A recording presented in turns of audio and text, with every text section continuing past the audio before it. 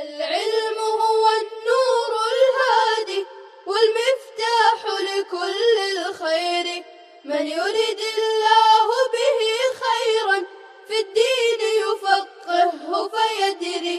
نفهم بالعلم القرآن، بالعلم يزيد الإيمان، وبه يمتاز الإنسان، وبفكر عال وبيان.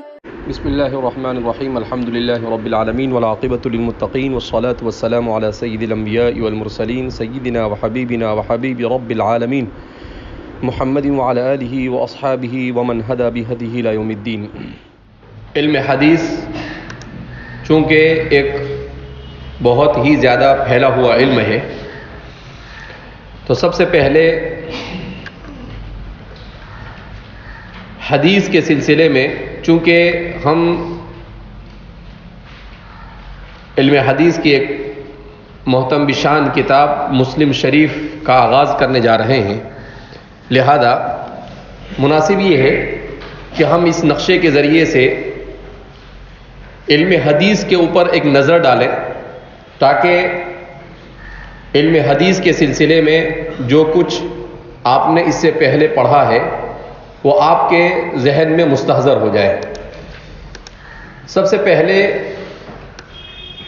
علم حدیث کے سلسلے میں محدثین نے جو حدیث کی تعریف کی ہے وہ بیان کی ہے: ما اضیف الی النبی صلی اللہ علیہ وسلم من قول او فعل او تقریر او صفت۔ نبی کریم صلی اللہ علیہ وسلم کی طرف قول، فعل، تقریر یا صفت کی نسبت، اسے کہا جاتا ہے علم حدیث۔ وہ چیز جو نبی کریم صلی اللہ علیہ وسلم کی طرف منسوب کی گئی ہو، چاہے وہ آپ کا قول ہو، چاہے وہ آپ کا فعل یا عمل ہو، چاہے وہ آپ کی تقریر یا سکوت ہو، چاہے وہ آپ کی صفت یا خلقت ہو، شمائل کی طرف اشارہ اس سے، صفت سے۔ اب آپ صلی اللہ علیہ وسلم کی یہ جو چیزیں روایت کے طور پر ہم تک نقل ہوتی آئی ہیں، تو اولاً بیان کرتے ہیں کہ حدیث کی سند کے اعتبار سے دو قسمیں، ایک ہے متواتر اور دوسری ہے آحاد۔ تو یہ پہلی تقسیم اول باعتبار سند کے۔ حدیث پاک کی سب سے پہلی دو قسمیں ہیں، حدیث متواتر اور خبر آحاد۔ پھر اس کے بعد متواتر کی دو قسمیں ہیں، ایک ہے متواتر لفظی اور دوسری ہے متواتر معنوی۔ آپ لکھنے کے بجائے جیسا ہے ویسا ہی نقل کریں تو زیادہ بہتر رہے گا۔ ایک ہے متواتر لفظی اور متواتر معنوی۔ لفظی متواتر لفظی کس کو کہتے ہیں؟ لفظ اور معنی متواتر ہو، جس میں لفظ اور معنی دونوں متواتر، اس کو متواتر لفظی کہتے ہیں۔ اور متواتر معنوی کس کو کہتے ہیں؟ جس میں صرف معنی متواتر ہو، جس کا صرف معنی کیا ہو؟ متواتر ہو۔ یہاں تک کو متواتر تک سمجھنے میں کوئی دشواری نہیں ہے۔ بعض حضرات نے ایک اور متواتر بیان کی ہے، متواتر عملی۔ کیا کہتے ہیں اس کو؟ متواتر عملی، یعنی جس پر امت کا تواتر کے ساتھ عمل چلایا ہو، جیسے نماز کا پڑھنا، یہ متواتر عملی ہے۔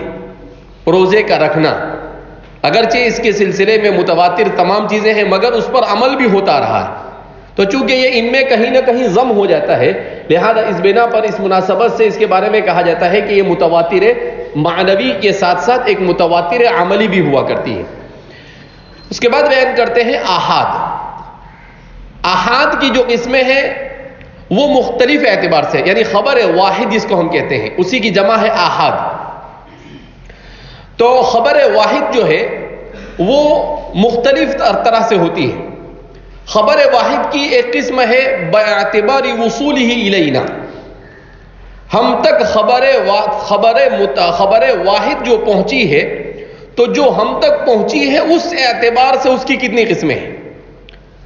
تو اس اعتبار سے اس کی 3 قسمیں ہیں۔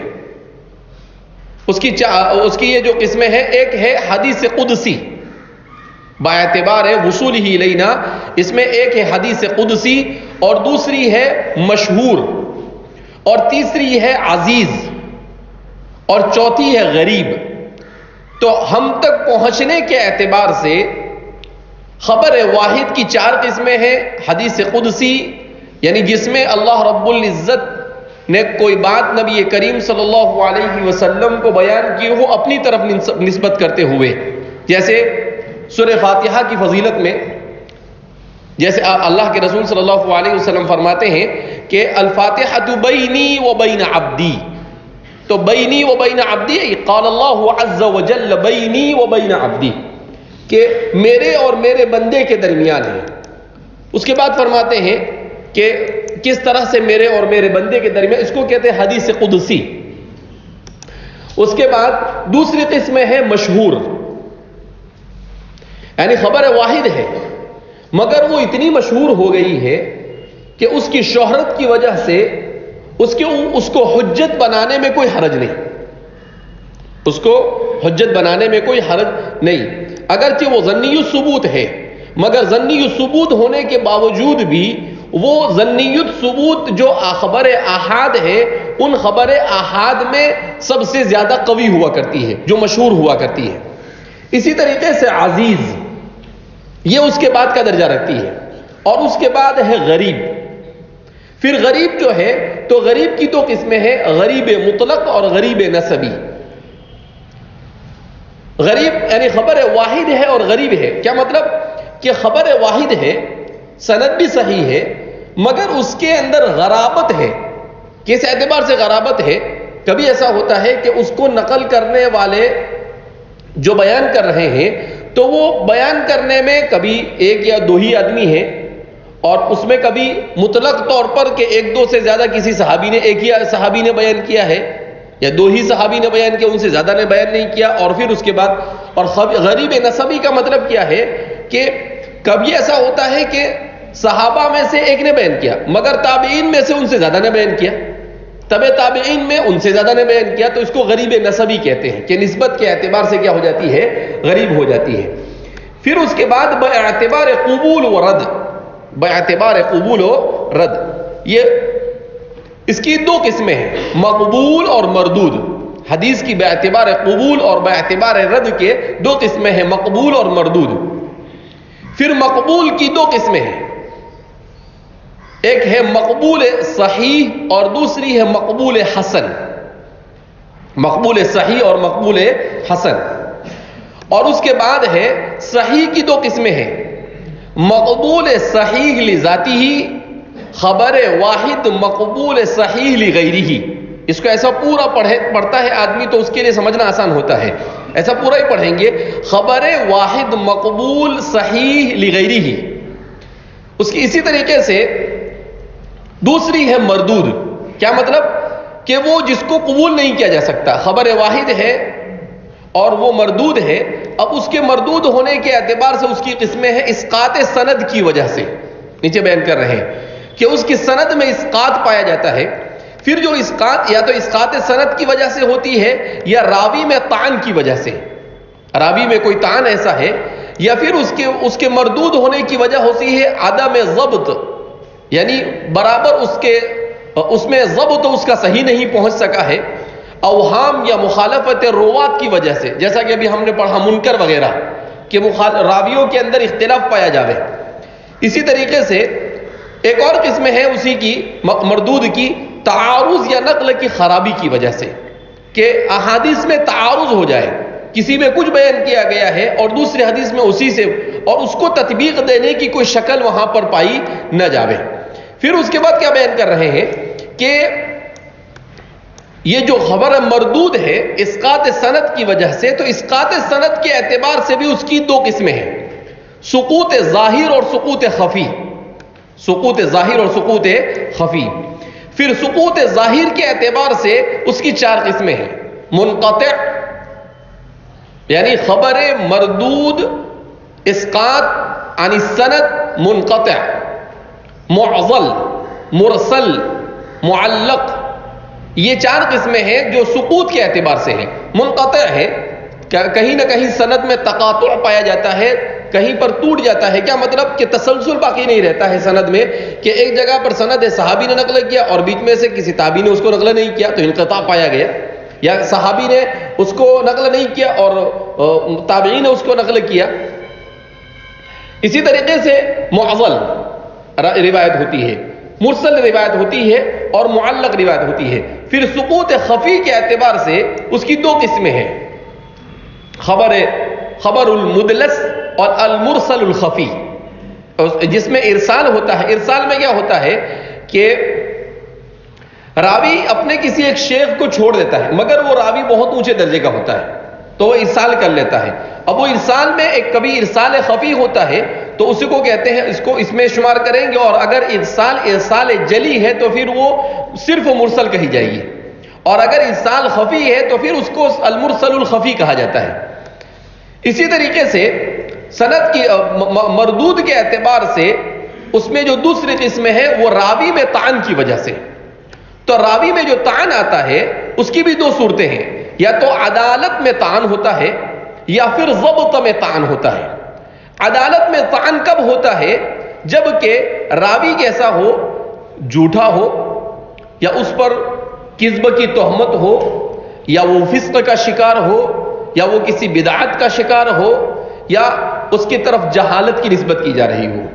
پھر اگر وہ بدعت کا شکار ہے تو وہ بدعت بھی دو قسم کی, بدعت یا تو بدعت مکفرہ ہو یا بدعت مفسقہ ہو, یعنی ایسی بدعت کا شکار ہو جس سے کفر لازم آتا ہو, یا ایسی بدعت کا شکار ہو جس سے کفر لازم نہیں آتا ہو البتہ فسق لازم آتا ہو. اسی طریقے سے جہالت ہے تو جہالت کی بھی دو صورتیں ہیں, یا تو مجہول العین ہے یا مجہول الحال ہے, یعنی اس کی ذات ہی کے بارے میں جہالت پائی جا رہی ہے, یا پھر یہ کہ اس کی ذات کا تو علم ہے مگر اس کے حالت کا علم نہیں ہے تو اس کو مجہول الحال کہا جاتا ہے. پھر اس کے بعد راوی میں طعن کے اعتبار سے ایک اور قسم ہے ضبط میں طعن, یعنی راوی تو ٹھیک ٹھاک ہے مگر منضبط نہیں ہے. جیسا کہ امام مسلم نے اپنے مقدمے میں پورے زور و شور کے ساتھ اسی بات کو بیان کیا ہے کہ محدثین کے یہاں پر سب سے زیادہ اعتبار کیا جاتا ہے ضبط کا. کس کا اعتبار کیا جاتا ہے؟ کہ راوی کا ضابط ہونا چاہیے, اس کا حافظہ مضبوط ہونا چاہیے. وہاں گڑبڑ بالکل محدثین کے قبول نہیں ہوتی ہے. سفیان ابن عیینہ جیسے کو کہہ دیا کہ آخری 2 سال میں ان کے حافظے نے ساتھ دینے کا کر دیا تھا, چھوڑ دیا تھا, باوجود ہے کہ جلالت شان تھی ان کی. تو اب وہ جو ہوتا ہے تو اس کے بارے میں بیان کر رہے ہیں. ضبط میں طعن آتا ہے یا فحش غلطی کی وجہ سے یا سوء الحفظ کی وجہ سے, یعنی یہ غیر اختیاری ہے جس میں بندے کا اس کا اختیار نہیں ہوتا ہے. عام طور پر کبھی کبھی اختیار بھی ہوتا ہے, یا غفلت کی وجہ سے, یا کثرت الاوہام کی وجہ سے, یا مخالفت الثقات کی وجہ سے, کہ وہ کثرت سے ثقہ راویوں کی مخالفت کرتا ہے. پھر اس کے بعد مردود کی ایک بارے میں بیان کیا کہ تیسری صورت یہ ہے کہ عدم ضبط اوہام یا مخالفت روات کی وجہ سے, یعنی دونوں چیزیں جمع ہو جائیں.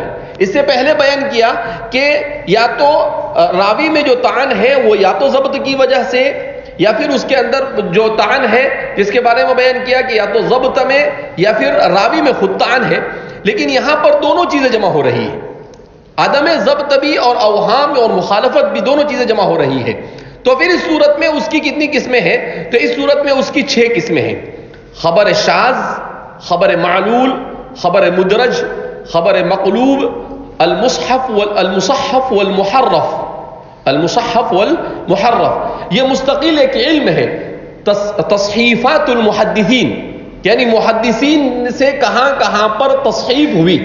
کیا مطلب؟ لفظ کچھ کا کچھ پڑھ دیا تو اس کو کہتے ہیں تصحیف. اور تحریف یعنی اگر معمولی غلطی ہو تو اس کو تصحیف کہتے ہیں, اور اگر بڑی غلطی ہے جس سے تحریف معنی لازم آ جاتا ہے کہ معنی اور مطلب پورا بدل جاتا ہے تو پھر اس کو تحریف کہتے ہیں. تو دونوں قسم سے ہوتا ہے. اسی طریقے سے المزید فی متصل الاسانید, اس کے بعد بیان کر رہے ہیں کہ تعارض یا نقل کی خرابی کی وجہ سے, کہ کبھی کبھی ایسا ہوتا ہے کہ نقل میں خرابی لازم آتی ہے. اب مدرج ہے تو مدرج بھی 2 قسم کا, مدرج فی السند اور مدرج فی المتن. یا تو ادراج سند میں پایا جائے گا یا پھر ادراج کس میں پایا جائے گا. یہ ہو گئی باعتبار اس کے باعتبار قبول, باعتبار مردود ہونے کے. تو ایک ہو گئی باعتبار قبول کے خبر واحد کی، باعتبار قبول کے کتنی صورتیں ہو سکتی تھی اور اس کی باعتبار مردود ہونے کے کتنی صورتیں ہو سکتی تھی۔ پھر اس کے بعد خبر واحد کو بیان کر رہے ہیں کہ خبر واحد کے مقبول ہونے کے اعتبار سے جو قسمیں بیان کی جاتی ہے،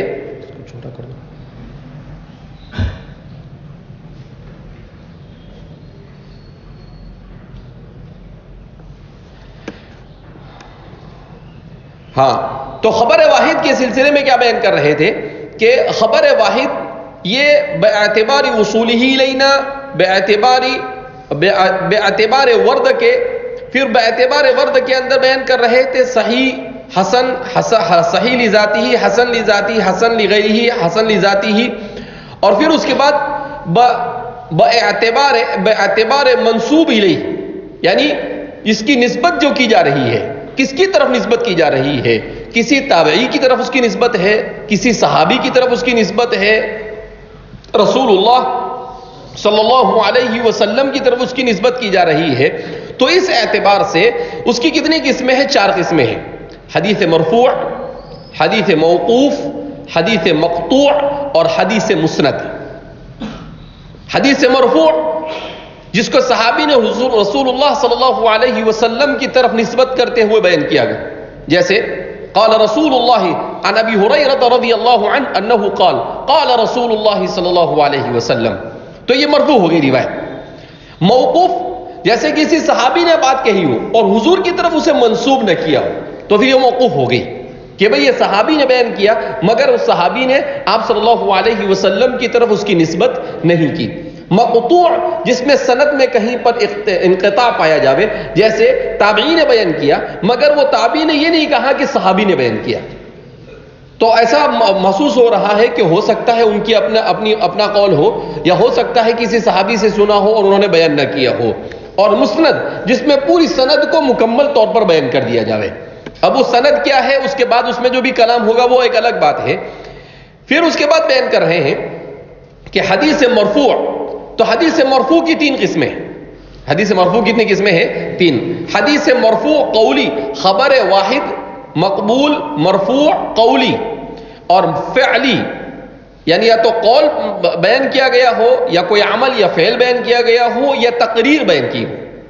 پھر اگر وہ قول ہے تو پھر اس کی بھی 2 قسمیں ہیں، یا تو قول صریح ہوگا یا قول حکمی ہوگا، یعنی صراحتاً کوئی بات بیان کی ہوگی یا کوئی بات ایسی بیان کی ہوگی جس سے وہ حکم مترشح ہوتا ہوگا، اس حکم کا پتہ چلتا ہوگا اشارہ سے، اقتضاء سے یا دلالہ سے۔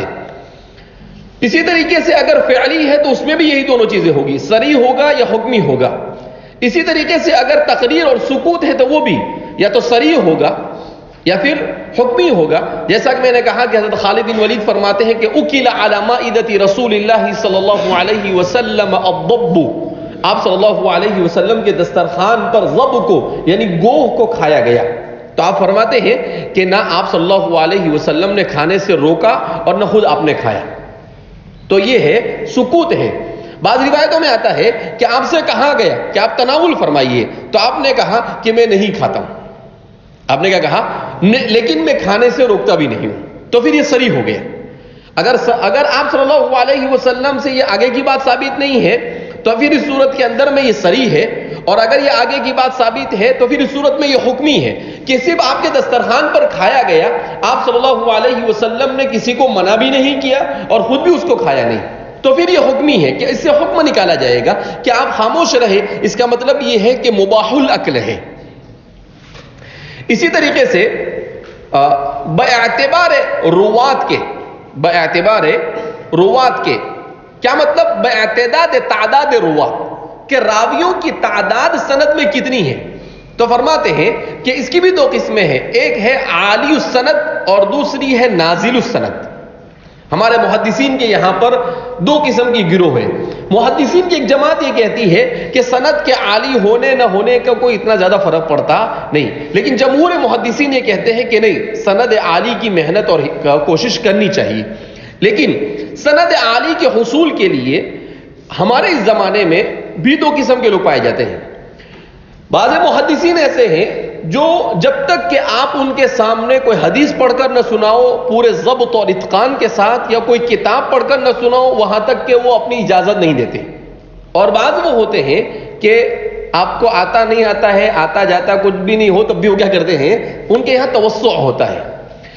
تو ہمارے زمانے میں بعض لوگ ایسے بھی ہیں کہ وہ پوری دنیا میں گھوم کے صرف سند ہی جمع کرتے رہتے ہیں اور آتا جاتا کچھ نہیں. تو اس سے کوئی فائدہ نہیں ایسی اعلی سند جمع کر کر. اعلی سند کا مطلب کیا ہے کہ اس سند کے ساتھ ساتھ آپ کے پاس ویسا علم بھی ہونا چاہیے. ویسے آپ کے پاس ہزاروں بھی اعلی سند ہو مگر آپ کو کچھ آتا جاتا نہ ہو تو پھر ایسی اعلی سند سے کوئی فائدہ ہوتا نہیں ہے. تو سند کے عالی. پھر عالی کے بارے میں بیان کرتے ہیں کہ علو بھی کی دو قسمیں ہیں، علو مطلق یا علو نسبی. کیا مطلب؟ یا تو مطلق عالی ہوگی وہ سند، یا پھر یہ کہ اس میں نسبتاً کسی دوسرے کے مقابلے میں، جیسے ثلاثیات بخاری.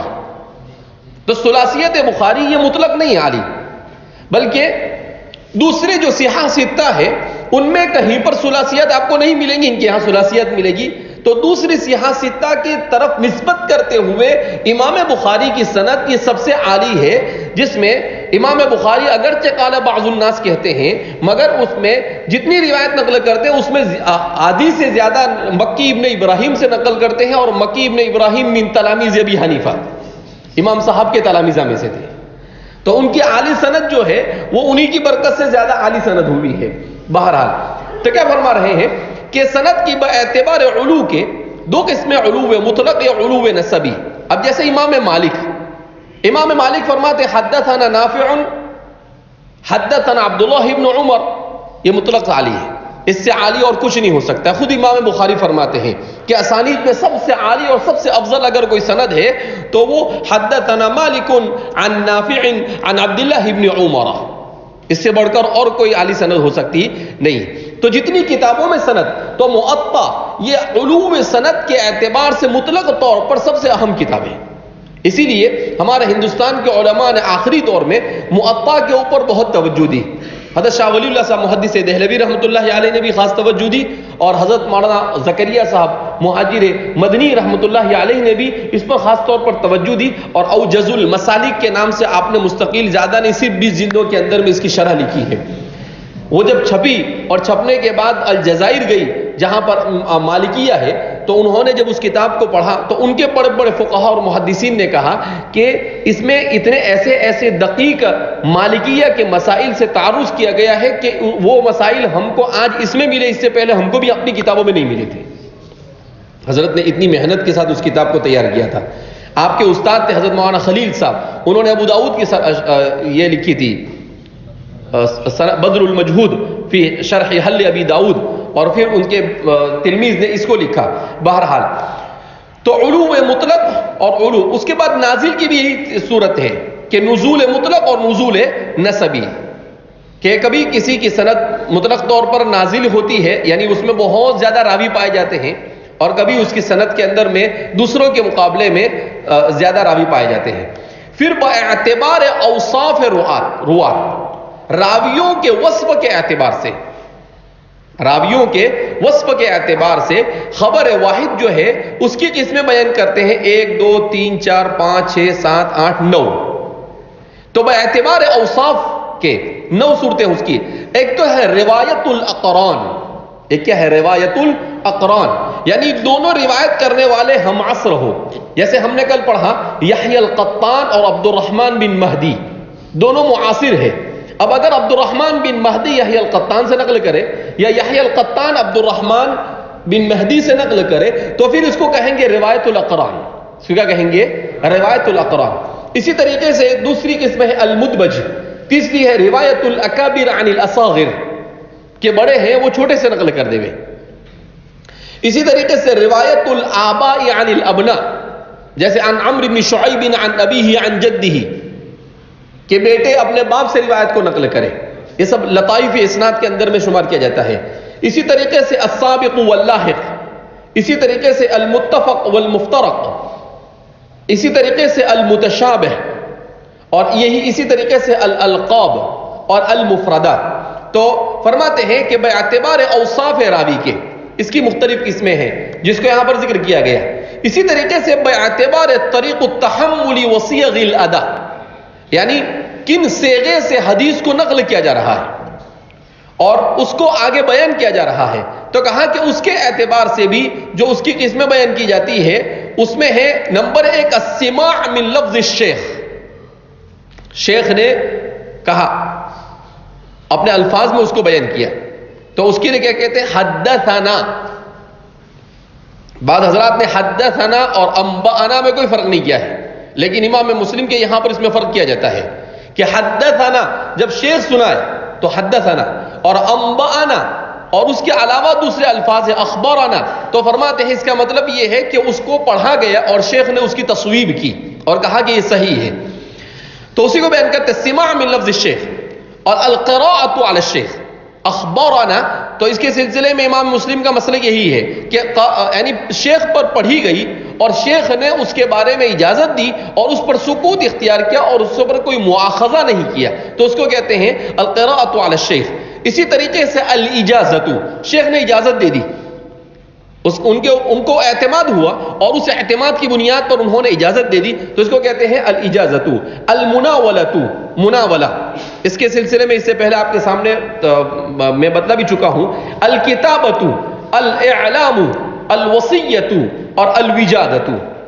کبھی ایسا ہوتا ہے کہ وصیت کر جاوے، جیسے میں نے کہا کہ ہمارے ہندوستان میں میاں نذیر احمد جو غیر مقلدین کے پیشرو میں شمار ہوتے ہیں ہندوستان کے اندر میں، تو بڑے محدث تھے، لیکن عدم تقلید کی بنیاد ان کے ذریعے سے ہندوستان میں پڑی، تو میاں نذیر انہوں نے اپنی زندگی میں جب انتقال ہونے لگا تو انہوں نے وصیت کی کہ بھئی ہمارے زمانے میں جتنے لوگ موجود ہیں سب کو، روئے زمین پر جتنے لوگ ہیں سب کو میرے طرف سے اجازت، انہوں نے کیا کہ سب کو اجازت دے دی، تو اس وقت جتنے بھی لوگ موجود تھے سب کو وہ اجازت کیا ہوئی، چاہے جس نے مانگی نہ مانگی سب کو اجازت کیا ہو گئی، مل گئی۔ اسی طریقے سے الوجادۃ۔ اچھا، پھر اس کے بعد باعتبار مراتب الجرح والتعدیل، باعتبار مراتب جرح تعدیل کے اعتبار سے بھی اس کی دو قسمیں ہیں، ایک ہے الجرح اور ایک ہے تعدیل، ایک ہے جرح اور ایک ہے تعدیل۔ مراتب الجرح، جرح کے مراتب تو اس کی 3 صورتیں بیان کی ہے۔ سب سے سخت وہ ہے جو اس میں تفضیل کے صیغے سے ہو، جیسے اکذب الناس، اگر کسی کے بارے میں ایسا کہا گیا انہ اکذب الناس، تو کہا کہ یہ سب سے سخت جرح ہے، اس کا مطلب یہ ہے کہ بھائی تو کام سے گئے بیچارے۔ پھر جو مبالغے کے صیغے سے ہو، جیسے کذاب، اس میں تفضیل کے بعد کذاب، انہ کذاب، بکثرت ہمارے محدثین جہاں بھی جس کو دیکھتے ہیں کہ حضرت جھوٹا ہے تو بول دیتے ہیں انہ کذاب۔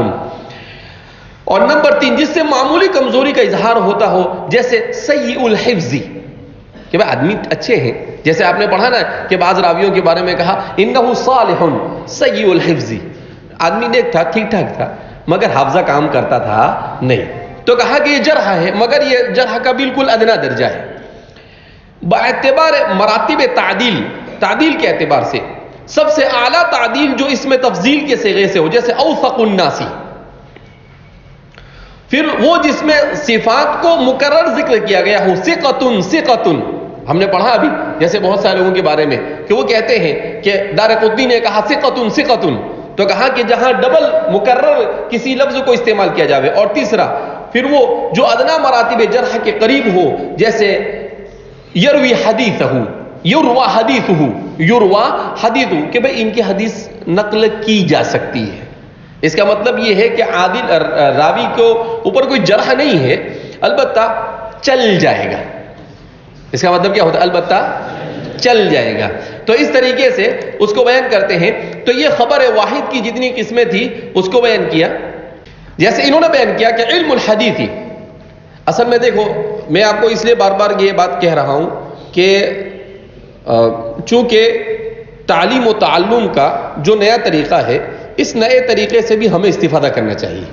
اب اس طریقے سے پڑھنے سے بہت ساری چیزیں ذہن میں کیا ہو جاتی ہے، مستحضر ہو جاتی ہے، استاد کو بھی فائدہ ہوتا ہے اور طالب علم کو بھی فائدہ ہوتا ہے۔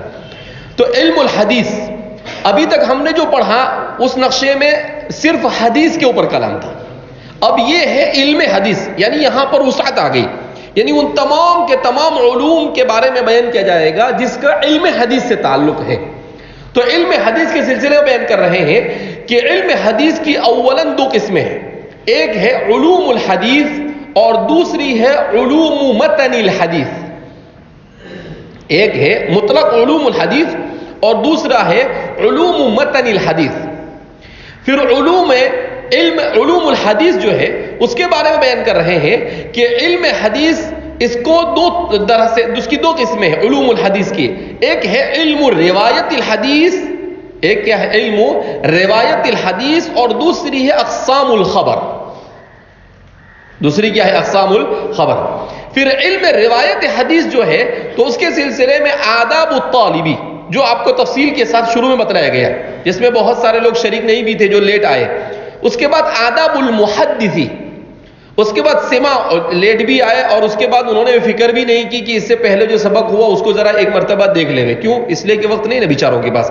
سماع الحدیث وتحملہ وضبطہ، جس کی تفصیل اس سے پہلے ابھی پیچھے گزر چکی کہ ایک تو علم روایت الحدیث کے باب میں آدمی کو طلب حدیث کے آداب جو ہے اس کو بھی معلوم کرنا چاہیے، محدث کے آداب بھی معلوم ہونے چاہیے، سماع الحدیث کے کیا طریقے ہو سکتے ہیں وہ بھی اسے معلوم ہونے چاہیے، کتابت الحدیث و کیفیت ضبطی ہی یہ سب بتایا گیا تھا وہاں پر کہ حدیث کی کتابت کیسے کی جاوے اور اس میں ضبط کیسا ہو، یعنی اس کو لکھنے کا طریقہ اس کا کیسا ہونا چاہیے. روایت الحدیث و شرط ادائی، کہ حدیث کو روایت کر رہا ہے تو اس کو ادا کرنے کے لیے کیا کیا شرائط ہے وہ معلوم ہونے چاہیے. اور صفت روایت الحدیث، اور حدیث کو روایت کرنے کا طریقہ کیا ہونا چاہیے.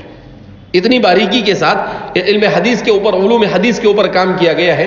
اس کے بعد فرماتے ہیں علوم متن الحدیث، حدیث کے متن کے اعتبار سے کتنی قسمیں ہیں؟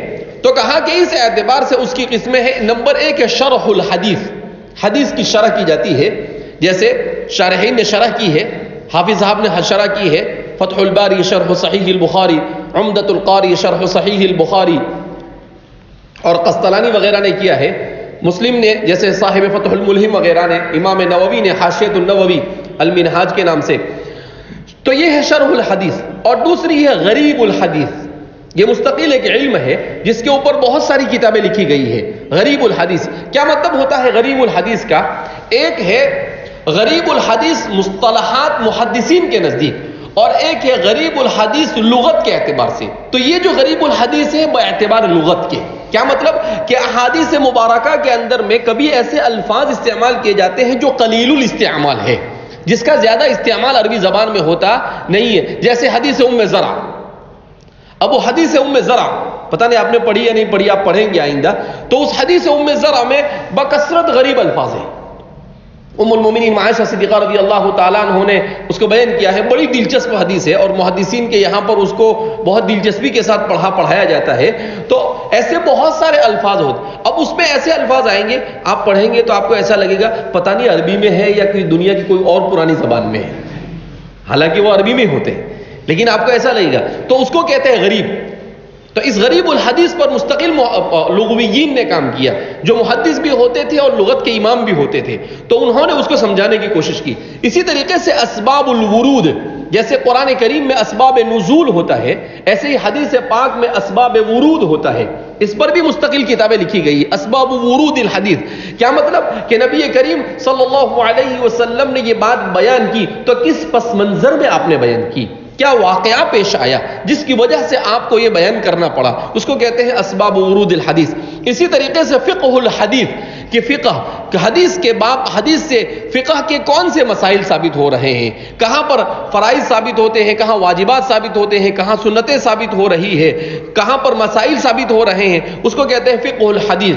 اور جیسا کہ اصحاب سنن نے اسی اعتبار سے اپنی کتابوں کو کیا کیا ہے، مرتب کیا ہے. سب کوئی طہارت سے شروع کر رہا ہے، کوئی کتاب الصلاۃ سے شروع کر رہا ہے، کوئی کتاب المواقیت سے شروع کر رہا ہے. تو یہ سب احکام یعنی فقہ حدیث کی رعایت کرتے ہوئے. اسی طریقے سے مشکل الحدیث، غریب الحدیث الگ چیز ہے اور مشکل الحدیث الگ چیز ہے. کیا مطلب مشکل الحدیث کا؟ جیسے مشکلات القرآن ہے ایسے ہی مشکل الحدیث ہے.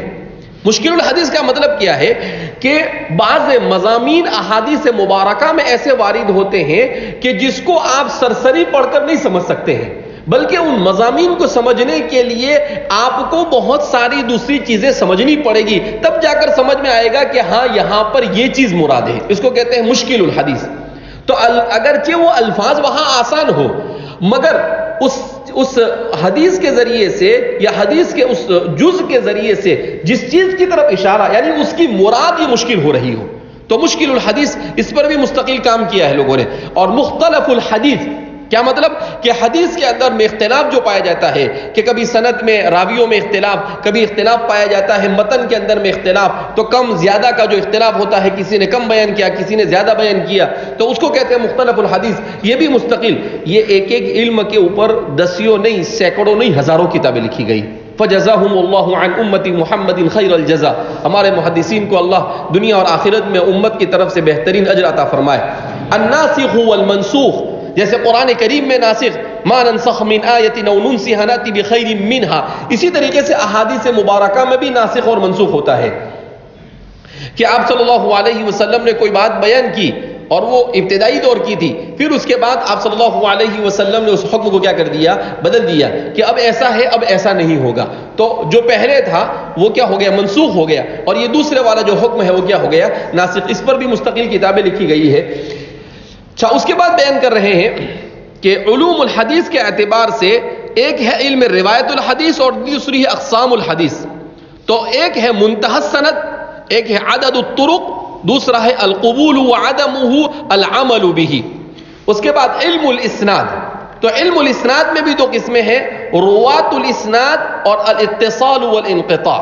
روات الاسناد میں کیا ہوتا ہے؟ تو کہا روات الاسناد میں تاریخ الروات اور حال الروات. راوی کے تاریخ جانی جاتی ہے کہ راوی کب پیدا ہوا اور کہاں پر کب انتقال ہوا، اور اس کے حالت جانے جاتے ہیں کہ راوی کی حالت کیا ہے، کہ راوی کس درجے کے تھے.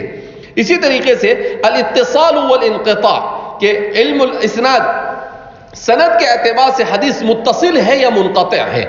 تو اس کا اسی طریقے سے اس کے بعد خبر کے بارے میں بیان کر رہے ہیں کہ خبر کی دو قسمیں ہیں، ایک ہے حدیث اور دوسری ہے آثار. اب حدیث ہے تو پھر حدیث میں وہی ہم جو بھی اوپر تفصیل کے ساتھ پڑھ کر آئے، قول، فعل، تقریر اور صفت. پھر اگر صفت ہے تو صفت خلقیہ اور صفت خلقیہ. صفت خلقیہ اور صفت خلقیہ. صفت خلقیہ اور خلقیہ کا مطلب کیا ہے؟ آپ صلی اللہ علیہ وسلم کے شمائل بھی اور آپ صلی اللہ علیہ وسلم کے اخلاق بھی. کان خلقہ القرآن. تو دونوں کو بیان کیا جاتا ہے. اسی طریقے سے آثار ہے تو پھر آثار کی تین قسمیں ہیں، ایک ہے صحابی، اثر صحابی، دوسرا ہے اثر تابعی، اور تیسرا ہے اثر تبع تابعی. دون التابعی کا مطلب کیا ہے؟ تبع تابعی. کیونکہ خیر القرون قرنی ثم الذین یلونہم ثم الذین یلونہم. اسی لیے ہمارے فقہا کے یہاں پر اور محدثین کے یہاں پر قول صحابی یہ حجت ہے یا نہیں، اس سلسلے میں اگرچہ اختلاف پایا جاتا ہے، مگر اکثر کا کہنا یہی ہے کہ قول صحابی یہ حجت ہو سکتا ہے. کسی نے قول تابعی کو بھی حجت قرار دیا ہے، کسی نے نہیں قرار دیا ہے، کسی نے قول تبع تابعی کو بھی حجت قرار دیا ہے، اور اس کے لیے شرائط متعین کی ہیں انہوں نے. پھر اس کے بعد الخبر. اب جب اس کو حدیث ہے تو پھر حدیث کی کتنی قسمیں ہوگی؟ تو جیسا کہ ابھی ہم اس کو تفصیل سے پڑھ کر آئے، باعتبار من اضیف الیہ، باعتبار نسبت کے، باعتبار عدد الطرق، باعتبار عدد الطرق کے، جیسے ہم نے پڑھا متواتر اور احاد وغیرہ، اور باعتبار القبول والرد، جیسا کہ ہم نے پڑھا حدیث مقبول اور حدیث مردود وغیرہ. تو اس کے بعد الروایت، آداب الروایہ، اسی طریقے سے آداب طالب الحدیث، آداب المحدث. اب انہوں نے یہ بھی مستقل کتنے صفحے گئے؟ 11 صفحے. یہ 11 صفحے ہیں. اسی طریقے سے روات کے اوپر کلام کیا ہے. تو روات میں کلام ہوتا ہے لطائف الاسناد کے اعتبار سے، عالی یا نازل ہے یا مسلسل ہے یا معنعن ہے یا الابناء عن الآباء ہے یا الآباء عن الابناء ہے. کبھی ایسا بھی ہوا ہے باپ نے بیٹے سے روایت نقل کیا، ایسا بھی ہوا ہے. الاکابر عن الاصاغر ہے. اسی طریقے سے المدبج والاقران ہے، والسابق واللاحق ہے. پھر روات الحدیث کے سلسلے میں بیان کرتے ہیں کہ جرح، جیسا کہ ابھی ہم پیچھے پڑھ کر آئے کہ جرح و تعدیل کے اعتبار سے. پھر اس کے بعد شروط الجرح والمعدل، کہ جرح اور تعدیل کے لیے کیا کیا شرائط ہے. تو فرماتے ہیں کہ اس کا ثقہ ہونا، عالمًا باسبابہ، اس کے ثقہ ہونے کے اسباب کا جاننا، عالمًا بمصطلحاتہ، اس کے مصطلحات سے واقف ہونا. آداب الجرح اس کے آداب کیا ہے اس کو بھی ہمارے محدثین نے بیان کیا ہے. مراتب کو بھی بیان کیا ہے جو اس سے پیچھے بیان کیے جا چکے ہیں، جیسے مراتب التعدیل، تعدیل کے مراتب کا اوثق الناسی، یہ سب سے اعلیٰ. اس کے بعد ثقۃ ثبت، دوسرے نمبر پر. اس کے بعد ثقۃ صرف, اس کے بعد صدوق, اس کے بعد صدوق یہم یہم, صدوق یہم کہ صدوق ہے مگر کبھی کبھی وہم ہو جاتا ہے. میں نے کہا نا ذرا بھی بخشتے نہیں تھے ہمارے محدثین. اور اس کے بعد مقبول, چل جائے گا. مقبول کا مطلب کیا ہے؟ چل جائے گا. اس کے بعد مراتب الجرح ہے تو یہ مستور الحال ہے, یعنی اس کے بارے میں, راوی کے بارے میں کچھ پتہ ہی نہیں چل سکا. ضعیف, وہ کوئی اسباب ضعف اس میں پایا جاوے, مجہول ہے یا متروک ہے یا متہم بالکذب ہے یا ڈائریکٹ کذاب اس کو کہہ دیا گیا ہے. پھر اس کے بعد معرفت حال الراوی, معرفت تاریخ الراوی, تو اس میں معرفت تاریخ الراوی میں طبقات کو بیان کیا جاتا ہے. اور معرفت حال الراوی کے اندر میں صفت من تقبل او ترد روایتہ, جس کی روایت کو قبول کیا جاتا ہے یا رد کیا جاتا ہے, اس کی حالت کو جاننا, جرح و تعدیل کو جاننا. صحابی ہے تو وہ صحابی ہے, کیوں صحابی ہے, وہ اس کے بعد مروی ہونے کے اعتبار سے. تو یہ بھی اس کے بھی کچھ نسخے ان کو دے دینا, اس لیے کہ پورا بیان کرنا تو مشکل ہے. تو لیکن بہرحال لوگوں نے محنت کی ہے, تو ہمیں اس محنت سے اپنے سے جتنا ہو سکے فائدہ اٹھانے کی کرنی چاہیے, کوشش کرنی چاہیے. اس لیے کہ ابھی یہ اس کو پورا تم کو سمجھاتے بیٹھے تو اس کو سمجھانے میں تو رمضان ایسے ہی آ جائے گا. اب یہ انہوں نے بڑا اچھا کام کیا ہے. مراتب الالفاظ, کن الفاظ میں کون سے راوی کے اوپر کلام, 10 صفحے کے اندر ہے. تو یہ علم حدیث کو شروع کرنے سے پہلے کم سے کم ہمارے سامنے ایک خاکہ آیا کہ جس میں علم حدیث کے اوپر کس طریقے سے کام ہوا ہے. میں نے جیسا کہ آپ کو اس سے پہلے ہی بتلایا تھے کہ محدثین بیان فرماتے ہیں کہ علم حدیث کی حفاظت کے لیے کسی نے کہا 300 علوم کو مدون کیا گیا, کسی نے کہا 500 علوم کو مدون کیا گیا. اتنی کثرت کے ساتھ علوم کو مدون کیا گیا ہے کہ جس کی کوئی حد نہیں. بہرحال تو ہم انشاءاللہ آئندہ کل سے مسلم شریف کا پہلا باب شروع کرنے جا رہے ہیں. اس کو شروع کرنے سے پہلے ہم نے مناسب سمجھا کہ آپ کے سامنے کم سے کم اس کا ایک خاکہ کیا ہو جائے, آ جائے.